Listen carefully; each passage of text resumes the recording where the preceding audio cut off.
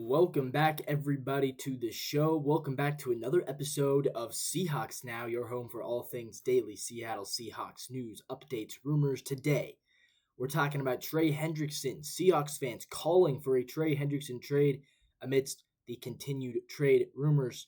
Plus, has Anthony Bradford won the right guard position? We talk about that with one more preseason game to go. It seems like the right guard battle might be wrapping up. And we answer a comment from you guys, somebody asking, Darnold or Milroe? Why should Sam Darnold start, in my opinion, and why one commenter believes Jalen Milroe should start? With that all being said, let's get into things, guys. Trey Hendrickson now back on the trade block. So this has been quite the saga this season. Obviously, it began with Trey Hendrickson saying, yeah, I want a new contract. The Bengals didn't really want to give him said contract. And it kind of was a little back and forth between the team and Trey. And at the end of the day, Trey Hendrickson, it looked like he was going to hold out, maybe request a trade. There were rumors about a potential trade. But then we heard, about a month ago, we heard that actually, no, the two sides they're back in negotiation. We heard that Trey Hendrickson was going to end his holdout. He was planning on playing in the season, even without that new contract. So then all of a sudden it was like, okay, I guess this is not a story anymore. But guys, it is a story once again because the Bengals are now listening to offers on Trey Hendrickson. And again, that doesn't mean that a trade is going to happen. In fact, it doesn't even mean that a trade is imminent. But what it does mean is that a trade is now possible. And what it means is there are teams making offers. And I think if you're the Seahawks, you have to start making offers as well. I think it's only fair to expect that your team is trying to win. And a guy like Trey Hendrickson, he's going to help your team win. I mean, that is obvious. Last season, 17.5 sacks. He led the NFL. He had 17.5 sacks in 2023 as well. Last season, he was an All-Pro, first-team All-Pro. He was runner-up in Defensive Player of the Year voting. I mean, at the age of 30, he had the best season of his career. You could say, well, what does that say about a guy who's now going into his age 31 season who just had the best season of his career? Is he about to fall off a cliff because he's above the age of 30 now? I don't think so. He's gotten better as his careers went on. If you look at his approximate value, I mean, this is the story of a guy who really grinded through the early days of his career and became a superstar. This is approximate value. As a rookie, 1. Next season, 1. 2019, 2. Then 2020 with the Saints, he breaks out for an approximate value of 9. Then with the Bengals, 11 and a Pro Bowler, 12 and he's a Pro Bowler, 11 again and he's a Pro Bowler, and then last year all the way up to 15. Not only did he lead the league with 17.5 sacks, 36 quarterback hits, the most in his career, and 19 tackles for a loss, also the most in his career, in addition to 46 combined tackles, which is, you guessed it, the most in his career. He also defended 6 passes, most of his career. He forced 2 fumbles. He's forced 3 fumbles, actually, the season before, so that's not the most of his career. This guy's a game wrecker. He's a guy that opposing offenses have to plan around. And I just don't think the Seahawks, all respect to the guys that we have on this team, I really do like our defense. I'm not trying to say, man, our defense isn't good enough. But all respect to the guys that we have, I don't think that our defense has the juice. I don't think our defense has a guy in that line who other teams are planning around. Boye Mafe is a great player, but the Rams are not making a specific game plan of how to not let Boye Mafe ruin your offensive attack. You know what I mean? Like, same thing with DeMarcus Lawrence. He's a great player, 4-time Pro Bowler. We hope he can stay healthy. But the 49ers are not losing sleep over how are they going to stop DeMarcus Lawrence. They're not. Because they've done it before. They've played him before. They know how to attack that. Leonard Williams is an amazing, amazing player. He's probably the best player, maybe the best player on our defense.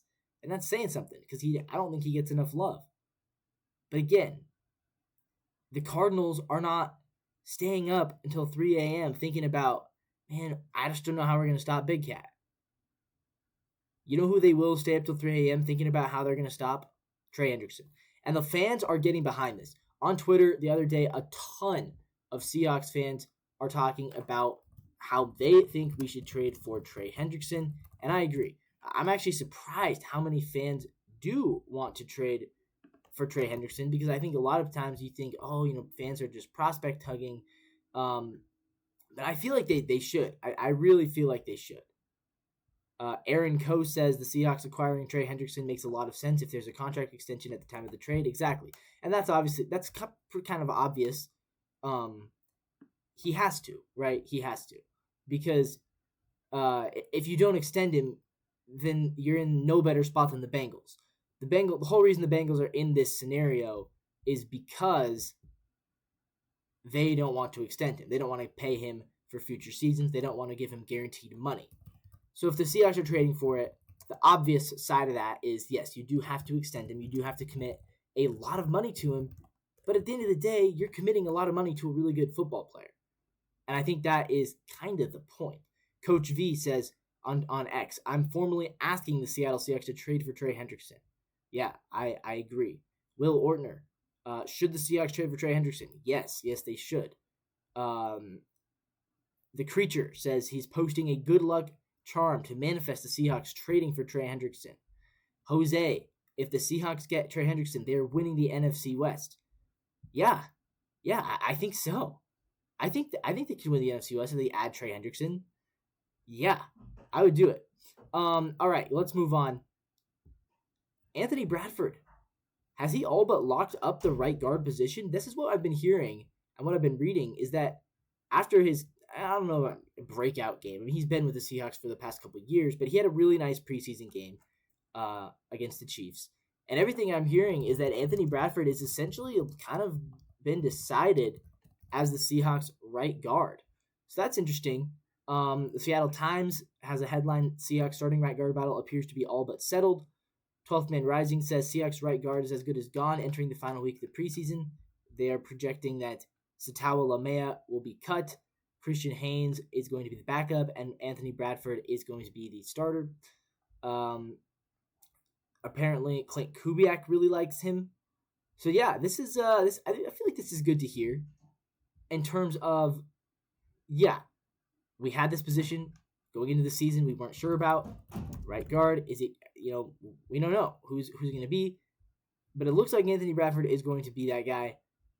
He has kind of emerged as, the best option there. And he did start 10 games there last year. So it's not like he doesn't have experience, but I think a lot of people just weren't sold on him as a starter again this year.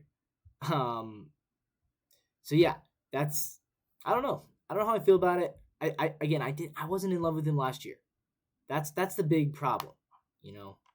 He's better than some of the guys we have, but it makes me feel a little bit shaky about the O-line. Bradford started last season as the starter. He did end up spending some time on the injured reserve. So maybe the injury is the reason why I wasn't sold on him last year. But yeah, I guess Christian Haynes is not going to start. It's what it looks like. I don't know. I honestly, I'm reacting to this kind of the same way you guys are. It's just tough because the line was not very good last year. Last year, Bradford started 11 games, approximate value of 4. That was his rating. So he was, he had some value. Christian Haynes, on the other hand, he started. I guess he didn't start any games. Had an approximate value of 1. I guess I thought Christian Haynes started some games last year, but he was just rotating in. So I don't know.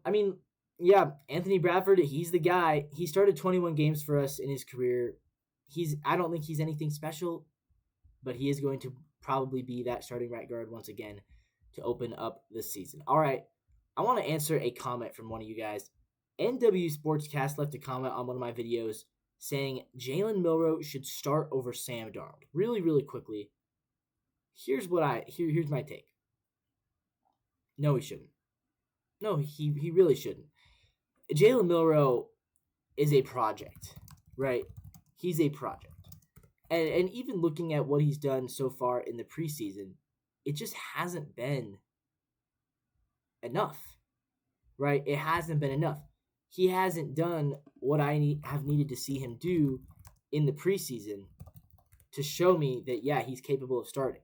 I mean, in the first preseason game, Jalen Milroe completed 6 out of 10 passes for 61 yards.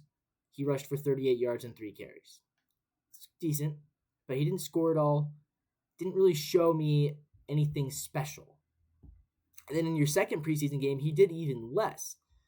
He only completes 3 out of 5 passes for 46 yards, and he rushes for 18 yards and 5 carries, only averaging 3.6 yards per attempt. And his big calling card was, well, we should start him because he has this amazing ability to run the football.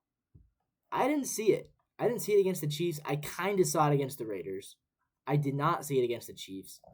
I just don't think he's ready. He's a project. And I think Drew Lock outperformed him in the preseason games. So if anything, maybe Drew Lock should start over Darnold. No, he obviously shouldn't, though, because Darnold is the guy that we paid a lot of money to get. I understand being hyped about Milroe. I understand wanting to see the rookie. I understand the Russell Wilson nostalgia, and he was the same way. A third-round pick who came in and started week 1. But Darnold is the guy for this team. Darnold's the guy who has shown he can have success. Darnold's the guy who went 14-3 last season with the Vikings. I don't see any reason why you should move away from Darnold when he has shown you he can have success, and Milroe simply has not. But with that all being said, that's going to wrap things up for today. Leave a comment down below. Tell me why you agree or why you disagree. I always want to hear it, and I might even answer your comment in tomorrow's video. But as always, we'll see you next time, and until then, go Seahawks.